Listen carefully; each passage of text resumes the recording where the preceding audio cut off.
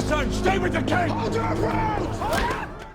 Does anyone look at our Green Queen these days and get a sense that she's not going to be here for a very long time? Alicent Hightower started out as a dutiful young lady, then became a queen without her choice, then became a queen by her choice, and now that she has it all, it slipped through her fingers like sand. Her rise to power was far steadier than her descent has been, which brings up the question, what's going to be Alicent's ultimate fate? Is she going to succeed in seeing her children espouse the lineage of the Iron Throne, or will the dragon banner remain black when the war is done, and wipe out Hightower Green? Well, let's find out in today's video, and spoiler alert, because you'll be facing a lot of those. Before we get into our explanation, we have a very small request. If you like our content, please support us by subscribing to our channel. This is a small click for you, but for us it means a lot. Thank you, let's begin.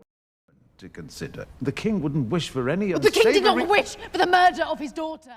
Piety, prestige, and power. Alicent's rise to queen. The woman that ended up marrying King Viserys arrived at court as the daughter of his father's last hand, and it's more than likely that making Alicent queen was Otto Hightower's intention from the beginning. Otto first came to King's Landing as hand for the old King Jaehaerys. He served him ably for the last 2 years of his life, and when Jaehaerys died, Otto continued to serve his grandson Viserys as hand. When Viserys became king, his daughter Rhaenyra was 6 years old, and Alicent was 17. In the books, they didn't have much of a relationship to speak of beyond Alicent embodying the evil stepmother trope. In the show, they decided to make Rhaenyra and Alicent childhood friends, which was a welcome addition because it adds more layers of depth and complexity to their relationship. But what has never been complicated is the reason Alicent was brought to King's Landing, in order to get Hightower blood on the Iron Throne. The Hightowers are quite possibly the oldest house in all of Westeros, and the reason they've managed to hold on to their power and wealth for thousands of years is that they're all clever politicians. The Hightowers have been playing the Game of Thrones long before the Targaryens conquered the Seven Kingdoms. A Hightower king is said to have married the only daughter of the legendary Garth the Green. They created and are the primary patrons of the Citadel, which is where every maester trains and gets their chains. Another Hightower brought the realms of Old Town into the Kingdom of the Reach through marriage, enduring conquest. When the Andals invaded Westeros, the Hightowers created the Starry Sept for them, and gave their faith its capital in their city. And when the Targaryens invaded, they bent the knee instead of getting burnt in the field of fire, like their overlords the Gardeners. After Aegon's conquest, the true ambition of House Hightower began revealing itself. When Aegon the Conqueror's son Maegor was reaching his manhood, the topic of his marriage was brought up. His mother Visenya wanted him to marry his niece Rhaena to tie the two bloodlines of House Targaryen, but this was protested by Rhaena's parents and the High Septon. The latter suggested that Maegor take his niece to bride instead, and so Maegor married Lady Cerys Hightower, the first of his 6 wives. Throughout his reign, whenever Maegor took a new bride, the High Septon would quiver with fury and righteous rage,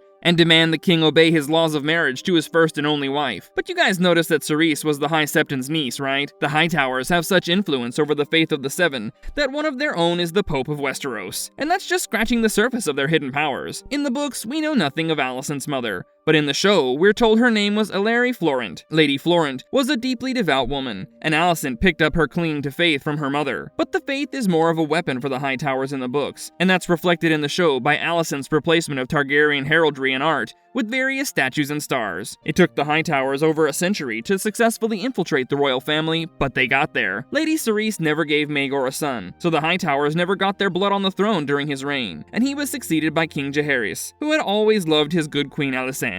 However, Jaehaerys outlived most of his children, as well as Alicent, and it was at his weakest that the Hightowers got their best opportunity. When Otto Hightower was named the Old King's Hand, he put his own daughter within the Old King's chambers. It's said that Alicent became his constant companion, bathing him, dressing him, feeding him, and even reading stories to him in his failing health. It's said that the old king started mistaking her for one of his only living children, Sarah, and when he died, it was rumored Alicent was put in that position to seduce him. In the books, it's only implied that she seduced Viserys after Aemma dies, but in the show, these two things have been merged. Alicent read Viserys' books after Aemma's death, and she did end up seducing him. But at first, she was committed to her new house. She wore Targaryen red as a queen, and often spoke up on Rhaenyra's behalf. That isn't so in the books. Viserys decides to marry for reasons similar to the shows, and she becomes his second queen and the first Hightower to birth royal heirs. 4 children are born to the new royal couple, and in Fire and Blood, as soon as the first was born, Alicent started contesting her stepdaughter's inheritance. Her agenda to raise Aegon to become king began since day one, and when Rhaenyra and Laenor got married, the scandals of Criston Cole were turned into Alicent's staunchest shield. Romance and adherence to duty weren't as much of a subplot over there. It was cold political warfare. Alicent didn't wear green at that banquet as a declaration of war after a change of heart. She was always going to to dress that way. Likewise,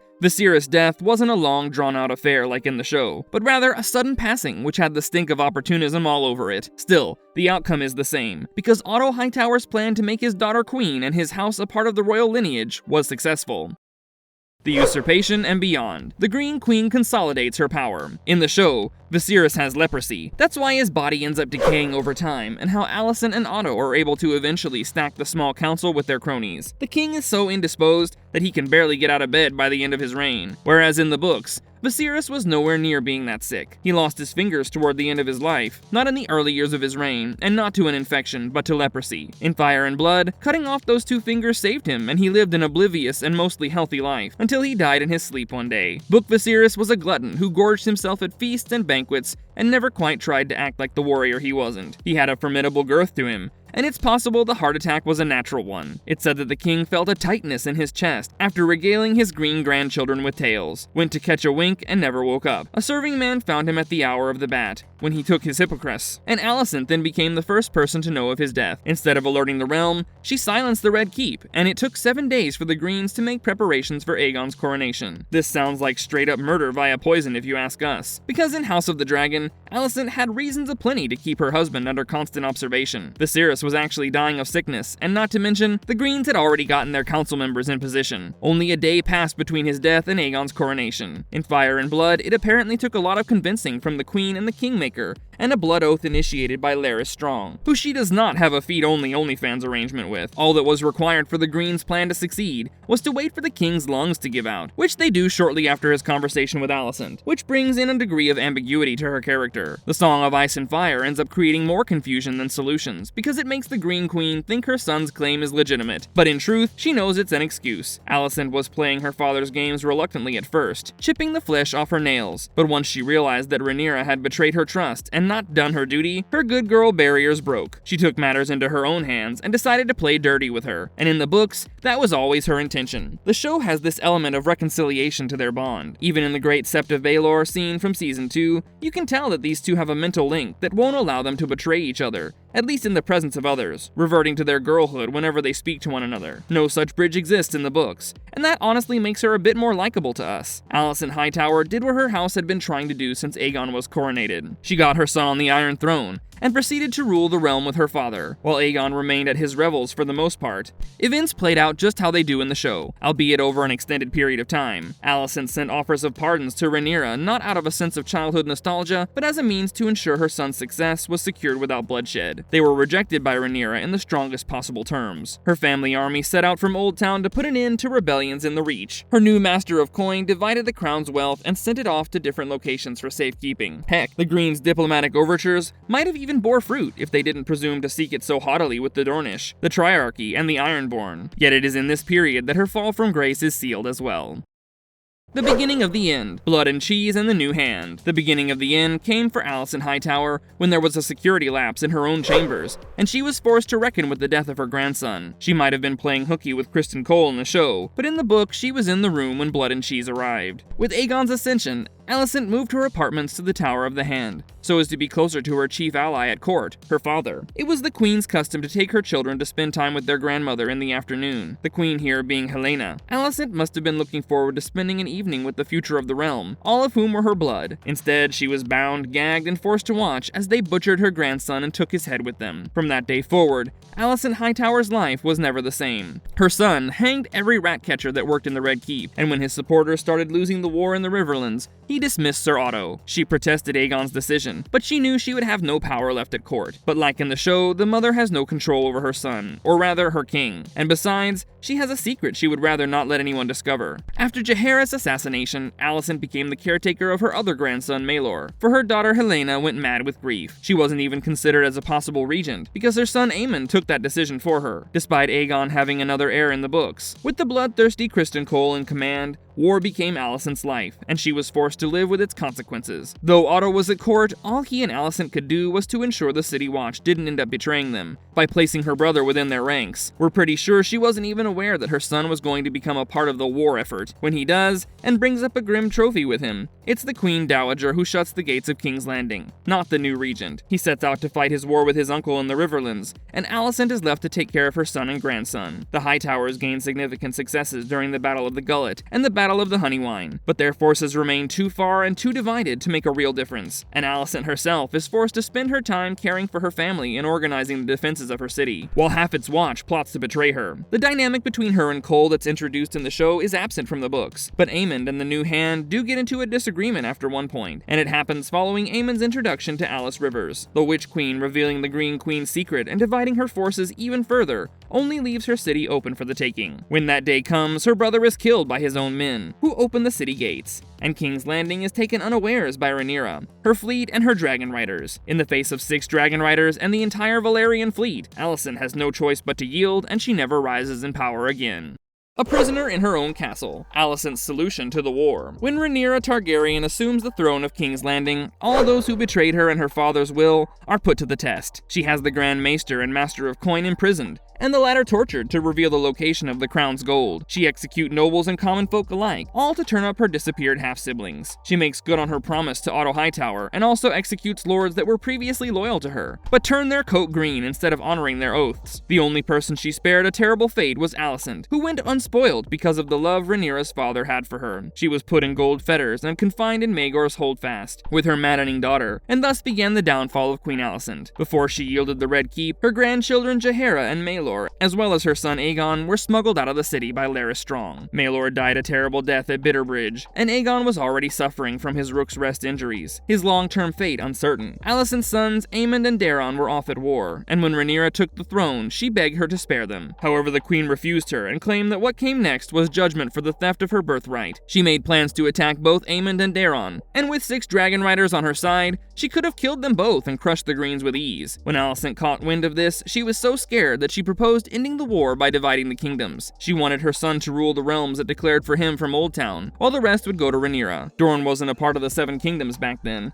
so it wasn't much of a concern, and we're sure in Alicent's delusional mind, it made sense to propose a divide of domains. Given her friendship with Rhaenyra, it's more likely that the Black Queen would be accepting of a division like this, except for 2 things: the Song of Ice and Fire, and the fact that Alicent's son killed Rhaenyra's son first. When Alicent proposes the realm split, Rhaenyra points out that her half-brothers gave up their claims the day they started killing her sons and usurped her throne. The Green Queen remains defiant, and says that only bastard blood had been spilled, which sends Rhaenyra into a rage black enough to threaten to cut her tongue out. This whole scene will make a lot of sense in the context of their relationship in the show, because the two of them tend to think of all of their shared problems from the perspective of their childhood, not the very real adult problems they've caused. We can just see Olivia Cook cutting off Emma Darcy abruptly, and the two of them getting into another one of their classic disagreements, but the accusations will remain the same, and so will the outcome of such. Rhaenyra refuses Alicent's suggestions and presses on with the attack, sending Daemon and Nettles to the Riverlands and Hugh and Ulf to Tumbleton. It's said that when Alicent learns of their betrayals, she laughs like a madwoman and claims everything Rhaenyra has done is coming back to her in kind. The Black Queen never gets her killed. That's one thing she refuses to do in her entire time at the capital. She keeps her stepmother alive and in golden fetters for all the world to see, and that ends up being her undoing.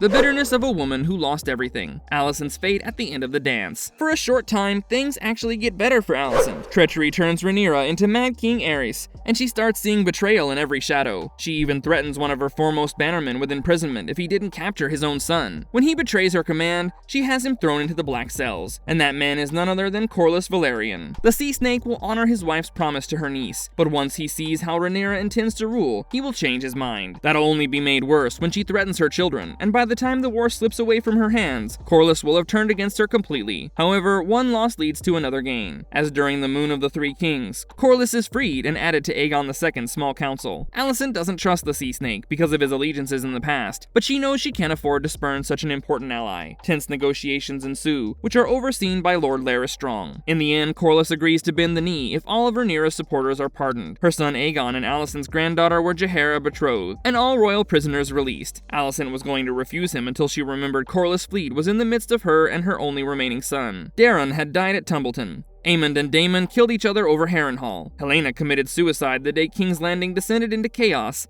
and the dragon pit was stormed. Aegon was the only one left to her, and with the wisdom of Lord Larys, she was persuaded to agree to the Sea Snake's terms. Corlys' plan wasn't bad, but what he didn't depend on was the fact that his new king would turn out to be just as ruthless as his last queen. The burns on his body in numerous dragon battles had left a bitterness in Aegon that made his mirth comparable to Maegor the Cruel's. His first act upon returning to the capital was to execute and burn every man that betrayed the Red Keep to the rioters, some of whom were no doubt employed by his master of whisperers. Aegon also refused to agree to the match between Jaehaera and Aegon the Younger, wishing to see the child become a eunuch or end up with the Night's Watch so his sister's line could end. The return of her son lifted the queen's spirits for a bit, and the return of her granddaughter a lot more. With his son lacking a bride and the realm needing a new heir, the Green Queen negotiated a betrothal between Aegon and Cassandra Baratheon, the daughter of Lord Boros the Late. For about a year, Alicent was returned to her former life and given a sliver of hope for goodness, no matter how thin it might be. Instead, her mistrust of the Sea Snake proved to be correct, for he poisoned the king and yielded the city to forces loyal to Rhaenyra's cause. For a brief time, the Sea Snake ruled King's Landing, and he ensured that his demands to the Greens were fulfilled before any more trouble descended upon them. When Cregan Stark and his lads finally arrived, Aegon the Younger was already crowned,